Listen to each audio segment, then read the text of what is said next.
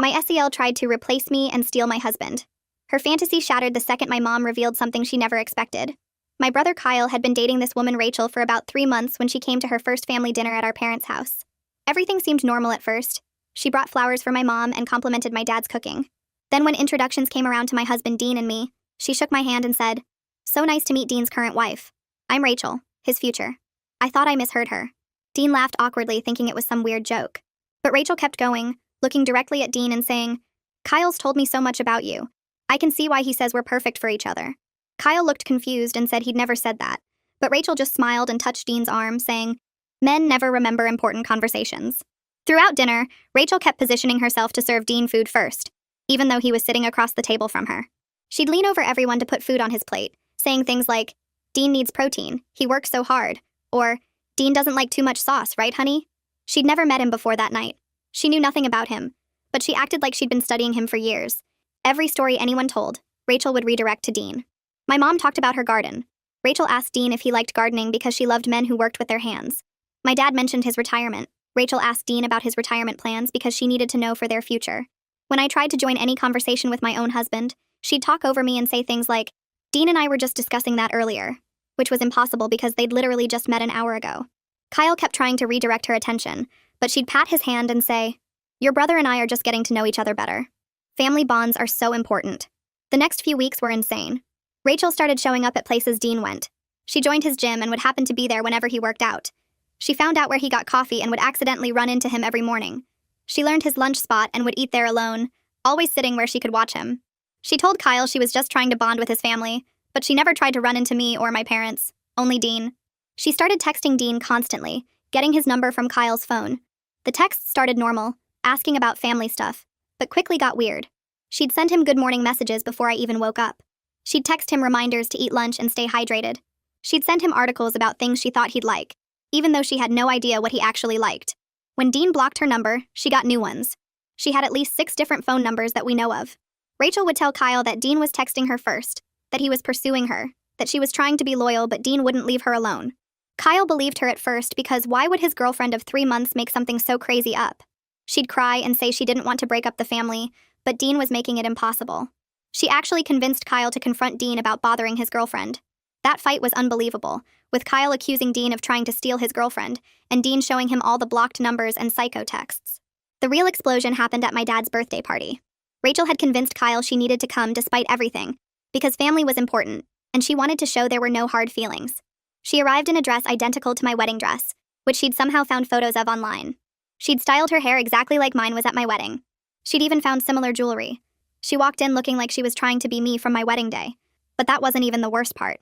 She'd brought a cake, insisted on bringing it out herself, and when everyone gathered around to sing, she stood next to Dean instead of Kyle. As my dad blew out the candles, Rachel loudly announced, "I need everyone's attention for something important." She pulled out a folder from her purse and said, "I've been patient and respectful, but it's time to make this official. Dean and I are in love, and I have proof." She started pulling out printed screenshots of texts that didn't exist, completely fabricated conversations where Dean supposedly professed his love for her. She had dates and times that lined up with when Dean was with me, at work, even when we were on vacation. She'd created this entire fictional affair with timestamps and everything. She kept reading these fake texts out loud. "Rachel, I can't stop thinking about you. Rachel, you're who I should have married. Rachel, let's run away together." Everyone was staring in complete shock. Then she pulled out her masterpiece, a fake pregnancy test, and announced she was carrying Dean's baby, that they'd been together for 2 months and she couldn't hide it anymore. That's when my mom, who'd been silent this whole time, started laughing. I need to analyze the continuation requirements before writing. Not a single person moved or made a sound. Everyone just stared at my mom like she'd lost her mind while Rachel stood there frozen with that fake pregnancy test still in her hand. Mom wiped actual tears from her eyes and kept laughing. Not a polite chuckle, but full belly laughs that echoed through the dining room. She finally caught her breath and looked around at all of us. "This is the most ridiculous thing I've seen in 40 years of family gatherings, and I've seen your uncle try to deep fry a frozen turkey." Rachel's face changed from that smug, triumphant look to total confusion as Mom walked straight toward her. My mom is only 5'3", but she moved across that room like she owned it, and Rachel actually took a step back. Mom reached out and plucked the pregnancy test right out of Rachel's hand before she could react. She held it up to the light, turning it slowly so everyone could see it clearly. "This is still in the plastic wrapper," Mom announced loudly. "You can see the edge of the packaging right here in your printed photo where you tried to Photoshop it out." Rachel's mouth opened and closed, but nothing came out. Mom kept going, her voice calm but sharp. Let me tell everyone what's actually been happening here. Rachel has been dating Kyle for exactly 3 months as of last Tuesday. She met Dean for the first time 5 weeks ago at a family dinner. Right here in this house, actually. Since then, she's been stalking him at his gym, his coffee shop, his lunch spot, sending him texts from at least 6 different phone numbers that we know of. I've been keeping track of every single incident Kyle mentioned, every blocked number, every weird gym appearance, every time she showed up somewhere Dean happened to be. Mom pulled a small notebook from her cardigan pocket, and I had no idea she'd been documenting everything. Rachel finally found her voice and tried to interrupt, but Mom just held up one hand. I'm not finished. How exactly could you be 2 months pregnant with Dean's baby when you've never been alone with him even once? Dean pulled his phone out of his pocket without anyone asking and started swiping through screens. He held it up and turned it slowly so people could see his location history. I'm with Natalie or at work during every single time Rachel claimed we met up. Here's me at the office when she said we had lunch together. Here's me and Natalie on vacation when she said we were texting about running away together. The evidence just kept stacking up and Rachel's face got redder and redder. Kyle looked like someone had punched him in the stomach. He stared at Rachel and his voice came out rough and angry. What the hell is going on? Rachel's whole body language changed instantly. Tears started streaming down her face and she turned to Kyle with her hands reaching for him. Dean pursued me first. I swear. I tried to resist, but he wouldn't stop. Your family is ganging up on me because they don't want us to be happy together. She actually said that with a straight face while wearing a copy of my wedding dress. Kyle pulled away from her reaching hands and looked at Dean, then at Mom, then back at Rachel like he couldn't figure out what was real anymore. My dad had been silent through all of this, just standing by the birthday cake with candles still smoking. He cleared his throat and everyone turned to look at him. Rachel, I need you to leave my home now. His voice wasn't loud or angry, just firm and final. Rachel didn't move, just stood there crying and shaking her head. Dad walked over to the phone on the wall, the old landline my parents still kept, and picked up the receiver. You have 2 minutes to walk out that door, or I'm calling the police. That's when Rachel's whole act fell apart completely. The tears stopped like someone flipped a switch and her face twisted into something ugly and mean. She started screaming at the top of her lungs about how we were all jealous, how Dean and she had a connection none of us could understand, how she knew they were meant to be together, and we were trying to keep them apart. She was still wearing that white dress that looked exactly like mine from my wedding, and the whole scene felt like watching someone have a breakdown in slow motion. Kyle moved toward her and grabbed her arm, not rough but firm, trying to guide her toward the door. She spun on him so fast I thought she might hit him. You were just a placeholder. She spat the words right in his face. I only dated you to get close to Dean. You were never anything more than a way to meet him. The look on my brother's face made me want to grab Rachel myself and throw her out. Before anyone could do anything else, our doorbell rang and then someone knocked hard on the front door. Dad went to answer it and 2 police officers walked in, looking around at all of us standing there in this frozen, horrible moment. Our neighbor Mrs. White called about screaming, one officer said. Is everything all right here? Rachel's face changed again instantly, back to crying and scared. She pointed at all of us and told the officers we were attacking her, that she came to a family party, and we all ganged up on her for no reason. The officers looked at the situation, at Rachel in her white dress, at the rest of us clearly dressed for a birthday party, at the cake still sitting on the table. One officer asked if we could all step outside and talk calmly. Dean held up his phone before anyone moved. I have evidence of 3 months of stalking and harassment. He started showing the officer his screen, swiping through blocked numbers, saved text messages, screenshots of Rachel showing up at his gym and workplace. I jumped in and explained the whole pattern, how Rachel dated my brother just to get access to Dean, how she'd been following him and texting him constantly even after he blocked her repeatedly. The officers took statements from everyone while Rachel stood there getting quieter and quieter. When they finally spoke to her directly and asked for her side, she just kept insisting Dean had pursued her first, but she couldn't show any proof. The officers looked at Dean's phone full of evidence, looked at all of us giving consistent stories, looked at Rachel standing there alone in a wedding dress at someone else's birthday party. They told Rachel very clearly that she needed to stay away from our entire family, that if she contacted any of us again or showed up anywhere near us, she'd be arrested for stalking and harassment. Rachel walked out to the police car with one officer following her, while the other stayed to get our contact information. The second officer told us to call immediately if she contacted any of us again, and handed Dean a card with a case number written on the back. When both police cars finally pulled away, Kyle dropped into one of the dining room chairs like someone cut his strings. He put his head in his hands and started apologizing to Dean and me over and over, saying he should have believed us from the start, that he was an idiot for falling for her lies. Dean sat down next to him and put a hand on his shoulder, but didn't say anything because what could you say to that? My mom walked over and pulled out the chair on Kyle's other side. She told him that manipulative people are experts at making you doubt reality, that it's what they do best. Then she got up and went to her desk in the corner of the living room, came back with a small notebook. She'd been keeping detailed notes of every incident Kyle had mentioned, every time Rachel showed up somewhere she shouldn't be, every blocked number Dean told us about. Mom said she suspected Rachel was building towards something exactly like this, and she wanted evidence ready. Kyle looked at the notebook full of dates and times and locations, all written in Mom's neat handwriting. The rest of the evening turned into this weird processing session where everyone who'd been at the party stayed and talked about what they'd witnessed. My dad's coworker mentioned he'd noticed Rachel positioning herself to always be in Dean's line of sight during dinner. Mom's friend from book club said Rachel had completely ignored Kyle for the last hour before her announcement, acting like he didn't exist. One of our cousins pointed out that Rachel had been taking photos of Dean all night on her phone, pretending to take party pictures but always zooming in on him. Every person had noticed something off about her behavior, but nobody wanted to say anything during the party because it seemed too weird to be real. Dean and I finally left around 11 when things started winding down. We drove home in silence for the first few minutes before Dean admitted he'd been more scared than he let on. The escalation from showing up at his gym to faking a pregnancy felt dangerous to him, like she was losing touch with reality faster than any of us realized. He said he was relieved it finally exploded publicly, where everyone could see her delusion, instead of her doing something worse in private. I reached over and held his hand while he drove, and we didn't talk much after that, because there wasn't much left to say. The next morning, my phone rang at 7, and it was Kyle calling to tell us Rachel had been texting him non-stop since the police dropped her off at her apartment. He'd been awake all night reading her messages that alternated between desperate apologies and wild accusations. She claimed we'd set her up at the party, that the pregnancy test was real, and we'd somehow switched it, that Dean was lying about everything to protect his reputation. Kyle forwarded me some of the messages, and they were completely unhinged, full of caps lock and random accusations that made no sense. Dean and I sat at our kitchen table and decided right then that we needed to document everything and file for a restraining order. We spent the whole morning gathering evidence, pulling up all the blocked numbers from Dean's phone, taking screenshots of every text Rachel had sent him, writing down witness statements from everyone at the party who'd seen her behavior. Kyle came over around noon with his own documentation about Rachel's stalking pattern, including the times she'd lied to him about Dean pursuing her. 2 days later, we were sitting in the courthouse waiting area, surrounded by other people who all looked tired and stressed. A victim advocate came out and called our names, led us back to a small office. She sat down across from us and listened to the whole story without interrupting, taking notes the entire time. When we finished, she told us she'd seen similar obsessive behavior before in her work. She warned us that Rachel might escalate further before accepting that her fantasy wouldn't become reality, that restraining orders sometimes make stalkers more desperate before they finally back off. The temporary restraining order got approved that same day based on all the stalking evidence we'd brought. The judge looked through Dean's phone records showing the blocked numbers, read the witness statements from the party, listened to Kyle's testimony about the manipulation. Rachel was now legally required to stay 500 feet away from Dean, me, our home, and Dean's workplace. The advocate gave us copies of the order and told us to keep them with us at all times in case Rachel showed up somewhere. Kyle moved back in with our parents that week because he couldn't stand being in the apartment he'd shared with Rachel.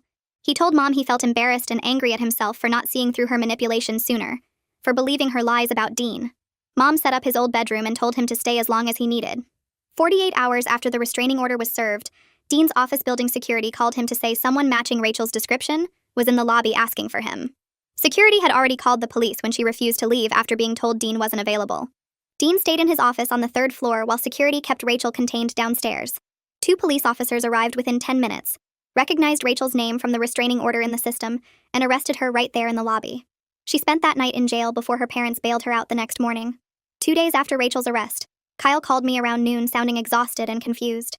He said Rachel's mother had just spent 40 minutes on the phone with him apologizing and crying. The woman admitted that Rachel had done this before with other men, that she'd had what she called obsessive episodes that the family thought therapy was helping control. Kyle's voice shook when he told me that Rachel's mom said they'd hoped the therapy was working, but clearly Rachel had stopped taking it seriously. The conversation got worse from there because Rachel's mother revealed details about Rachel's past that made our situation feel even more disturbing. She explained that 2 years ago, Rachel became fixated on her own sister's husband, a man who was happily married with 3 kids and had never shown Rachel any interest whatsoever. Rachel convinced herself they were soulmates despite him being completely unavailable and uninterested in her. She'd shown up at their house constantly, sent him gifts, tried to insert herself into family events, and told people they were having an affair when nothing had ever happened between them. The sister's family had to get lawyers involved, and eventually Rachel's parents moved her to another state, hoping the distance would help her move on and start fresh. Kyle felt sick hearing all this because it meant Rachel's behavior with Dean wasn't some weird anomaly, but an actual pattern she'd done before. The restraining order hearing happened a week later on a Tuesday morning at the county courthouse. Dean and I arrived early with all our documentation organized in folders, and Kyle met us in the hallway looking nervous about having to testify against someone he'd dated. Rachel showed up 15 minutes before the hearing started with a lawyer her parents had hired, and I barely recognized her at first. She wore a conservative navy dress with a cardigan, had her hair pulled back neatly and looked completely normal and put together. Gone was the wedding dress copycat and the manic energy from my dad's party. She acted calm and composed, nodding politely to the bailiff and sitting quietly with her lawyer, like this was just a routine misunderstanding between friends who'd had a disagreement. The judge called the hearing to order and asked Dean to testify first about the stalking allegations. Dean stood up and walked to the witness stand, then spent 20 minutes laying out the entire timeline of Rachel's behavior. He showed the judge his phone records with months of blocked numbers, screenshots of the constant texts and documentation of every time Rachel had shown up at his gym, coffee shop, or lunch spot. The judge looked through each piece of evidence carefully, asking Dean specific questions about dates and times and Rachel's exact words and messages. Kyle testified next and described how Rachel had manipulated him throughout their relationship, using him as a way to access Dean and lying constantly about who was pursuing whom. My brother's voice stayed steady, but I could see his hands shaking slightly as he explained how Rachel convinced him that Dean was the one bothering her, that she was trying to be loyal to Kyle, but Dean wouldn't leave her alone. He told the judge about the 6 different phone numbers Rachel obtained after Dean blocked her, about her showing up everywhere Dean went, about the fake texts she'd created claiming an affair that never existed. Then it was my turn to testify, and I walked up to the stand feeling angry all over again about what Rachel had put our family through. I described the wedding dress incident in detail, how Rachel had somehow found photos of my wedding online and recreated my entire look down to the jewelry and hairstyle. I explained how she'd announced a fake pregnancy at my dad's birthday party in front of our entire family, pulling out fabricated text messages with timestamps that proved she'd created an elaborate fictional affair. The judge's expression shifted from professional neutrality to visible disturbance as I talked, especially when I described Rachel standing next to Dean instead of Kyle during the birthday cake and declaring herself pregnant with Dean's baby, despite them never being alone together. Rachel's lawyer stood up after my testimony and tried to argue that his client was just enthusiastic about joining Dean's family, and that we'd all misinterpreted her friendly behavior as something sinister. He suggested that Rachel was simply trying hard to bond with her boyfriend's family, and that her actions came from a place of wanting to fit in rather than obsession. The judge cut him off immediately and said that friendly behavior doesn't include fake pregnancies, identity theft, creating fabricated text conversations, or violating someone's personal space after being asked repeatedly to stop. The judge's tone made it clear he wasn't buying the lawyer's spin on Rachel's actions. After hearing all the testimony and reviewing the evidence, the judge granted a 3-year restraining order and told Rachel directly that she needed to seek serious mental health treatment. He warned her that any further violations of the order would result in criminal charges and possible jail time, that this wasn't a game and stalking was a serious crime that he took very seriously in his courtroom. Rachel sat there looking calm and nodded like she understood, but there was something blank in her expression that made me uncomfortable. Kyle started seeing a therapist the following week to process everything that had happened with Rachel. He came over to our house after his second session and told me he felt stupid for believing Rachel's lies about Dean pursuing her, for not seeing through her manipulation sooner. I reminded him that Rachel was clearly very good at lying and making people doubt their own perception of reality, but Kyle said his therapist was helping him understand that gaslighting works specifically because it's designed to make victims question themselves. The therapist explained to Kyle that manipulative people are experts at creating confusion and making their targets feel responsible for the manipulator's behavior. 3 days after the restraining order was finalized, Rachel's parents contacted my parents directly to apologize for their daughter's behavior. They offered to pay for any security measures we needed, like cameras or alarm systems, and they promised to make sure Rachel stayed in treatment and followed the court's orders. My mom accepted their apology on the phone, but made it very clear that Rachel needed serious professional help before she hurt someone, that this pattern of obsessive behavior toward unavailable men was dangerous and couldn't be ignored anymore. My dad told them he appreciated their willingness to take responsibility, but that their daughter had caused real trauma to our family, and particularly to Kyle, who'd been manipulated and used. Dean changed his gym membership the next week and started varying his daily routine to avoid any possible accidental contact with Rachel. He switched to a gym across town, started getting coffee at different places each morning, and changed up his lunch spots so there was no predictable pattern Rachel could track. It frustrated him to have to alter his entire life because of her behavior, to give up his favorite places and routines because someone couldn't respect basic boundaries. But we both agreed that safety had to come first, that avoiding any chance encounter with Rachel was worth the inconvenience of changing habits. I watched my husband restructure his whole daily schedule and felt angry that Rachel's obsession was still affecting our lives, even with a restraining order in place. 2 weeks after the restraining order was finalized, Dean got a call from his coworker Mike during dinner. Mike asked if Dean knew someone named Jennifer Hayes because she'd sent him a friend request on social media with a message saying she was Dean's cousin and wanted to connect with his work friends. Dean pulled up the profile on his phone and his face went pale. The profile picture showed Rachel, but the hair was different and she was wearing glasses. The bio said Jennifer worked in marketing and loved hiking, but the photos were definitely Rachel in various disguises and angles. Mike said something felt weird about the request, so he looked closer at the profile and noticed it was only created 3 days ago with very few friends.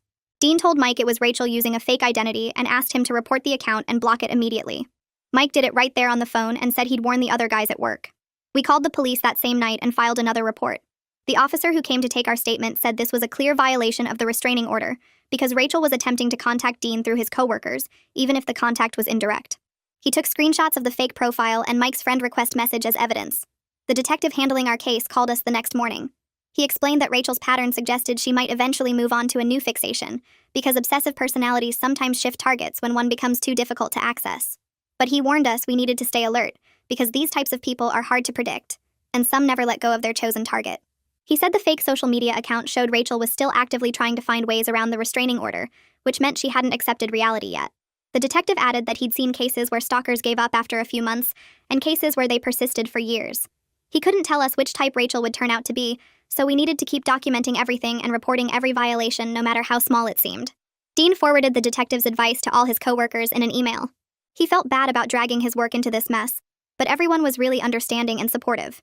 His boss even offered to have security review their office access protocols to make sure Rachel couldn't get into the building. A month after the restraining order, Kyle called me sounding nervous. He said he'd gone on a date the night before with someone he met through a friend. Her name was Sarah, and they'd grabbed coffee and talked for 2 hours. He said it went well, but he kept second-guessing everything she said and looking for warning signs. He asked me if it was too soon to be dating again, or if he should wait longer. I told him there was no right timeline and he should do what felt comfortable. Kyle said his therapist encouraged him to start socializing again when he felt ready, because avoiding relationships completely would let Rachel's damage define his future. But he admitted he was scared of missing red flags again, and ending up with another person who seemed normal at first, but turned out to be lying about everything. I reminded him that Rachel was an extreme case, and most people don't fabricate entire personalities and stalk their boyfriend's brother. Kyle laughed and said his therapist told him the same thing. He decided to keep seeing Sarah but take things really slow and trust his gut if anything felt off. My mom organized a family dinner 2 weeks later specifically to talk about supporting Kyle. She invited me, Dean, my dad, and Kyle to her house for what she called a family meeting. When we all sat down, Mom said she wanted to make sure Kyle knew we didn't blame him for anything Rachel did. Kyle tried to brush it off, but Mom cut him off. She said Kyle had been beating himself up for months about not seeing Rachel's manipulation sooner, and she wanted him to hear from all of us that Rachel fooled everyone at first. Dad agreed and said Rachel was clearly very practiced at deception, and Kyle shouldn't feel stupid for believing someone he was dating. I told Kyle that Rachel's lies about Dean pursuing her were so convincing that even I had a moment of doubt before Dean showed me all the evidence. Dean said the fake pregnancy announcement proved Rachel had spent weeks or months planning her delusion, and no reasonable person would suspect their girlfriend was capable of that level of fantasy. Kyle got quiet, and then admitted his therapist was helping him understand that manipulative people target kind, trusting individuals, specifically because they're easier to gaslight. He said he was learning to recognize the difference between being trusting and ignoring obvious problems. The solidarity from everyone helped Kyle relax, and he actually smiled genuinely for the first time in weeks. Our lawyer called me a few days later with surprising news. Rachel's therapist had contacted him to confirm that Rachel was in intensive treatment and making progress on understanding boundaries. The therapist couldn't share specific details because of privacy rules, but wanted us to know that professional help was happening and Rachel was participating seriously in her treatment program. The lawyer said this was unusual because therapists rarely reach out to victims, but in cases of severe obsessive behavior, some treatment teams believe it helps everyone involved to know intervention is occurring. I asked if this meant Rachel was getting better, and the lawyer said he couldn't make that determination, but the therapist wouldn't have contacted him unless there was meaningful progress happening. He reminded me that mental health treatment takes a long time, and Rachel's issues were serious enough that recovery would be measured in years, not months. 3 months passed without any new incidents. No fake social media accounts, no attempts to contact Dean's coworkers, no violations of the restraining order at all. Dean and I started to relax just a little bit. We still checked our security cameras every morning and stayed aware of our surroundings when we went out, but the constant anxiety began to fade. I could see Dean's shoulders weren't always tense anymore, and he stopped checking over his shoulder every few minutes when we were in public. We talked about maybe taking a weekend trip somewhere just to get away and feel normal again. The fear was still there under the surface, but it wasn't controlling every single decision we made anymore. Kyle called me excited about something for the first time since the Rachel disaster. He'd met someone new named Alyssa at a work conference the week before. They'd sat next to each other during a presentation and ended up talking through the whole lunch break. Kyle said Alyssa was smart and funny and seemed genuinely interested in getting to know him. He was being cautious because of everything with Rachel, but he felt good about this. Alyssa lived 2 hours away, so they'd been texting and talking on the phone every night. Kyle said she was patient with him taking things slow and didn't push when he said he wanted to wait before introducing her to family. He told her on their second date about his ex-girlfriend who turned out to be unstable, and Alyssa was understanding instead of scared off by the drama. She shared that her own brother had dealt with a stalker ex-girlfriend years ago, so she understood how hard that kind of situation could be. Kyle sounded happy talking about her, and I felt relieved that he was moving forward. Dean came home from work one evening and told me he got a promotion. His company was expanding into new regions, and they wanted him to lead the development team, which meant he'd need to travel about once a month for a week at a time. Dean was excited about the opportunity, but worried about leaving me alone given everything with Rachel. We spent that whole evening discussing safety protocols for when he'd be away. I promised to stay with my parents or have them stay with me during his trips. We agreed I'd check in with him twice a day and keep the security system armed at all times. Dean said he'd give my parents and Kyle his full travel schedule, so they'd know exactly when I was alone. I felt guilty that Rachel's behavior was still affecting our decisions about Dean's career 6 months later, but being prepared made me less anxious about him traveling. The practical planning helped both of us feel like we had control over the situation, instead of letting fear make choices for us. 6 months after the restraining order was issued, our lawyer received a letter from Rachel's parents through their attorney. The letter stated that Rachel had moved to another state for a fresh start. Her parents provided documentation showing her new address, and proof that she'd enrolled in a treatment program in her new location. The letter apologized again for everything Rachel had put our family through, and assured us that Rachel's treatment team believed the distance from her fixation would help her recovery process. Her parents wanted us to know they were staying involved in Rachel's treatment, and would make sure she didn't return to our area. Our lawyer forwarded everything to the detective who'd been handling our case. The detective called us a few days later to confirm he'd verified Rachel's relocation with the police department in her new city. He explained that her treatment team believed physical distance from Dean would help Rachel break the obsessive thought patterns she'd developed. The detective reminded us that the restraining order was still completely valid even across state lines. If Rachel violated it by contacting us or returning to our area, she'd face criminal charges regardless of where she was living now. He said he'd keep the case file active and we should continue reporting anything suspicious, but the relocation was generally a positive sign that Rachel's family and treatment providers were taking the situation seriously. A few weeks later, Kyle called and asked if we wanted to come to a barbecue at his place because he wanted us to meet someone. Dean and I showed up with potato salad and found Kyle grilling burgers with this woman who had dark hair and was laughing at something he said. He introduced her as Alyssa, and she shook our hands with a friendly smile that felt genuine instead of forced. She asked about our drive over and complimented the potato salad without making a big production out of it. My parents arrived next, and Alyssa helped my mom carry in a dessert tray, while chatting about some cooking show they both watched. She fit into conversations naturally without trying too hard to impress anyone or dominate attention. Kyle kept glancing at her with this soft expression I hadn't seen on his face in forever. When Alyssa went inside to grab more drinks, my mom leaned over and whispered that she seemed lovely and normal, which made us all laugh because normal felt like a high compliment after Rachel. Watching Kyle smile genuinely while he flipped burgers and talked about a hiking trip he and Alyssa had planned made my chest feel warm. He looked relaxed and happy instead of anxious and confused like he'd been with Rachel. Our anniversary came up 2 months after that barbecue, and Dean surprised me by suggesting we renew our vows. He said he wanted to reclaim our marriage from Rachel's attempted intrusion and make new memories that were just about us. We planned a small private ceremony with just immediate family in my parents' backyard. My mom decorated with flowers and white chairs while my dad set up a small arch. Dean wore the same suit from our original wedding, and I wore a new dress that Rachel had never seen or copied. Kyle stood as Dean's best man and looked proud instead of guilty. When we exchanged vows again, Dean's voice was steady and sure. He promised to protect what we built together and never let anyone come between us. I promised to trust him completely and face any challenge as a team. My parents cried happy tears, and Kyle hugged us both afterwards, saying he was glad we were reclaiming this moment. The whole ceremony felt like washing away the stain Rachel had tried to leave on our relationship. After the ceremony, my mom pulled me aside and told me something I hadn't known before. She said she'd kept detailed journals during Rachel's entire stalking period, writing down every incident Kyle reported, every blocked number, every gym appearance. She'd dated each entry and included times and locations because she wanted solid evidence if things escalated further. Her foresight probably helped us get the restraining order approved so quickly since we had documentation going back months. I hugged her and thanked her for being so protective even when the situation seemed crazy. She said watching Rachel's obsession grow made her nervous, and she wanted our family prepared for whatever might happen. The journals were still in her desk drawer in case we ever needed them again for legal purposes. Kyle and Alyssa got serious enough over the next few months that he decided to tell her the full Rachel story. He called me beforehand asking if I thought it would scare Alyssa away. I told him that if she was the right person, she'd understand and support him through it. Kyle invited Alyssa over for dinner at his place and spent 2 hours explaining everything that happened with Rachel. Alyssa listened without interrupting, and then told Kyle that her brother had dealt with a stalker ex who showed up at his workplace and sent threatening messages. She understood how scary and violating obsessive behavior could be. She said it actually made sense why Kyle had been cautious about introducing her to family and taking things slowly. Kyle told me later that Alyssa's reaction made him feel accepted instead of judged. She didn't treat him like he was damaged or stupid for missing red flags. She just acknowledged that manipulative people are good at hiding their true nature until it's too late. A full year after the birthday party incident, Rachel's parents sent another letter through their lawyer. The letter explained that Rachel was doing much better in her therapy program and had accepted full responsibility for her behavior toward our family. She'd asked her parents to apologize again on her behalf, but understood that direct contact would violate the restraining order. Her therapist reported that Rachel had made progress in understanding boundaries and recognizing her obsessive patterns. The letter included documentation of Rachel's continued treatment and her stable living situation in the new state. Our lawyer reviewed everything and confirmed it seemed legitimate.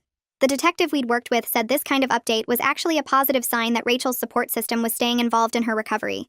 Dean and I spent an evening discussing whether we'd ever be comfortable with Rachel apologizing directly after the restraining order expired in 2 more years. Dean said he didn't think he'd ever want to hear from her again because her behavior had been too disturbing.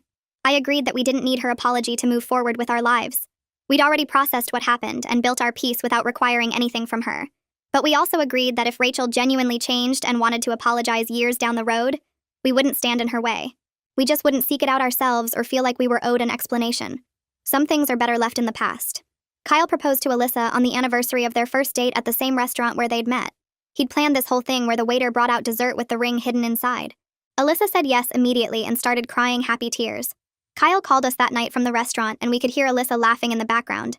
He sounded more excited than I'd ever heard him. The next family dinner, Alyssa showed off her ring and my mom started asking about wedding plans right away. Watching Kyle build a healthy relationship based on honesty and respect showed how much he'd grown from the Rachel experience. He didn't rush things or ignore red flags. He communicated openly with Alyssa about his fears and boundaries. He'd learned what real love looked like versus obsessive control disguised as affection. The family started planning Kyle and Alyssa's wedding over the next few months. We looked at venues and discussed guest lists and picked out flowers. There was this unspoken agreement among all of us that we'd hire security for the wedding just in case. Nobody actually thought Rachel would show up since she'd maintained complete distance for over a year. But we'd learned that being prepared prevents panic. Kyle appreciated that we took his concerns seriously without making him feel paranoid. Alyssa understood completely and said she'd rather have security there for nothing than wish we'd planned better if something did happen. My parents quietly arranged for 2 security guards to be present during the ceremony and reception.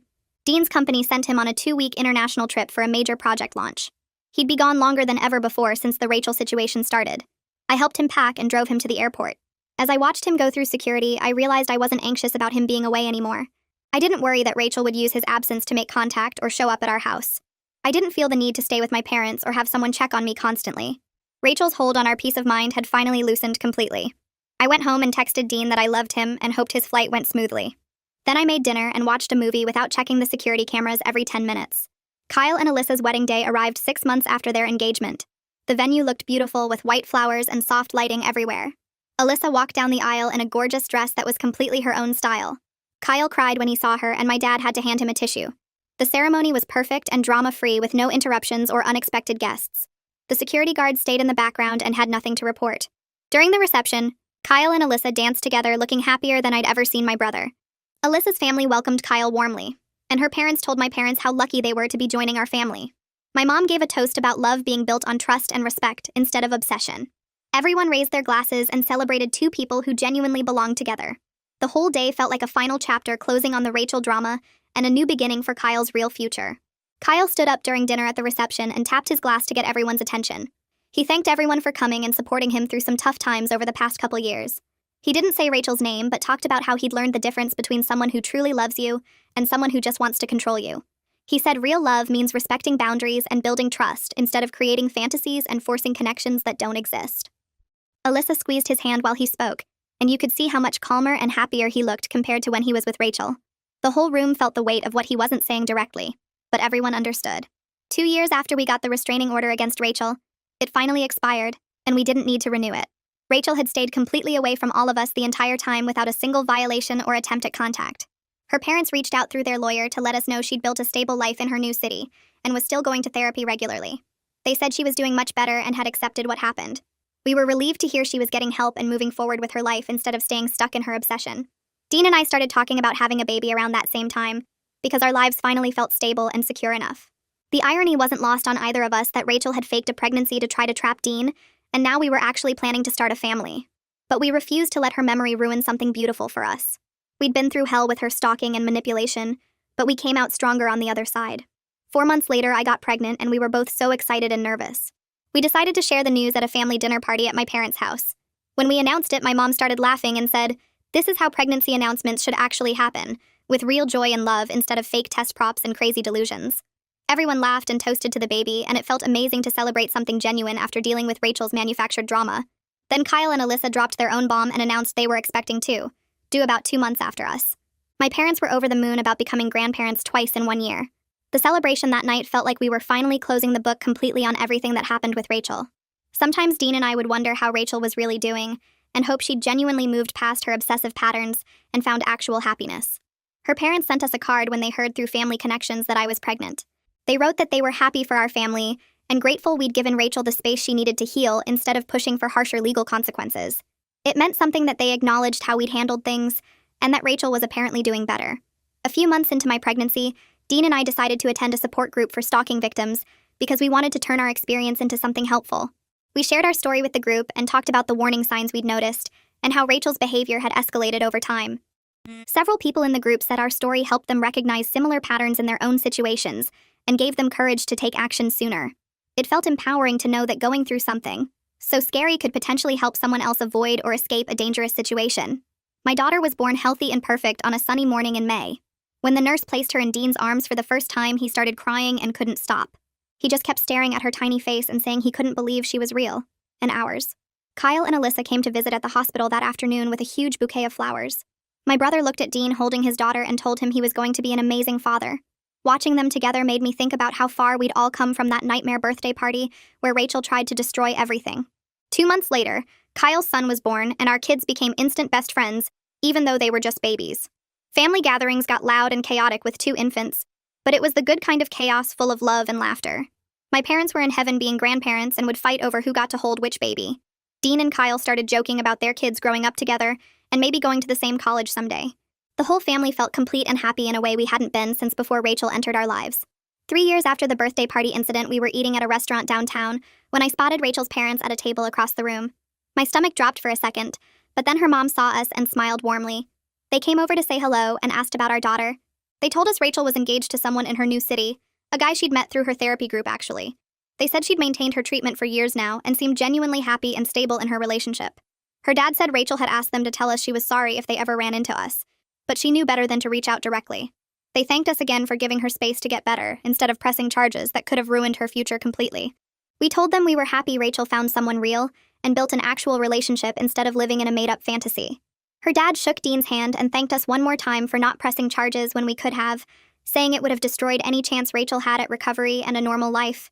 Walking back to our car that night, I felt genuinely glad she was doing better, not because I forgave what she did, but because knowing she moved on made it easier to stop looking over our shoulders. 6 months later, Dean came home with news about another promotion at work, a big jump that came with enough money for us to seriously consider a bigger house. We spent weekends driving around looking at neighborhoods with good schools and yards big enough for our daughter to run around in. The day we found our house, I knew it was right the second we walked through the door, 4 bedrooms and a huge backyard with old trees perfect for climbing. Moving day was chaos with boxes everywhere, and our daughter trying to help by unpacking her toys in every room. Dean and I worked late into the night getting the kitchen organized because we couldn't function without knowing where the coffee mugs were. Standing in our new living room surrounded by half-empty boxes, I suddenly realized I hadn't thought about Rachel in months, except when something specific reminded me, like running into her parents. She used to take up so much space in my brain with worry and anger, and now she was just this thing that happened years ago. Kyle called the next week to tell us he and Alyssa found a house 3 streets over from us, close enough that the kids could ride bikes between houses when they got older. My brother sounded so excited about being neighbors again, like when we were kids. The day they moved in, our daughter and Kyle's son played in the yard together, while the adults hauled furniture, and you could already tell those two were going to be inseparable growing up. Family dinners became a regular thing with everyone gathering at someone's house every Sunday, loud and messy with kids running around and my parents spoiling their grandkids. One night after the kids went to bed, Kyle and I sat on my back porch with beers, and he told me he was grateful the Rachel situation exploded when it did, before he wasted more time on someone so unstable. He said it led him straight to Alyssa, who was his actual perfect match, someone real who loved him for himself, not as a stepping stone to someone else. 5 years after my mom's laughter shattered Rachel's delusion at that birthday party, our family was thriving in ways we never expected. Dean and I had 2 kids now. Kyle and Alyssa were talking about a third, and my parents were living their best life as full-time grandparents. We learned through everything that sometimes the best way to handle crazy is refusing to play along with someone else's fantasy, and that real love gets built on truth and honesty, not obsession or manipulation.